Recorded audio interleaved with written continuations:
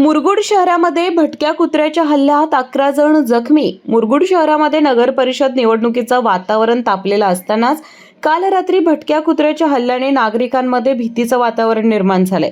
रात्री 7:30च्या सुमारास या कुत्र्याने अचानक नागरिकांवर हल्ला करण्यास सुरुवात केली।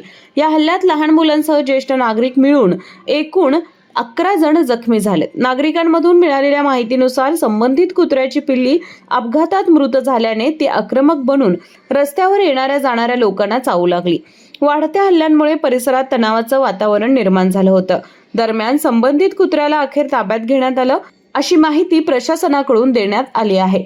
घटनेनंतर माजी खासदार संजय मंडलिक आणि मुरगुडचे माजी नगराध्यक्ष राजेखान जमादार यांनी रुग्णालयाला भेट देत जखमी नागरिकांची प्रकृतीची विचारपूस केली।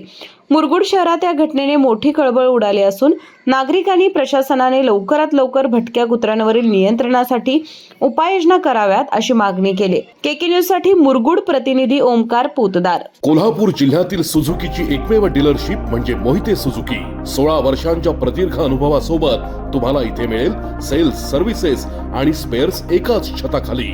18% GST सह विविध योजनांचा लाभ घेण्यासाठी भेट द्या मोहिते सुझुकी, काळा नाका, कोल्हापूर। मोहिते सुझुकी, उद्यमनगर, कोल्हापूर आणि मोहिते सुझुकी, सानेगुरुजी, कोल्हापूर। आजच आपली गाडी बुक करून दसरा आणि दिवाळीचा आनंद द्विगुणित करा।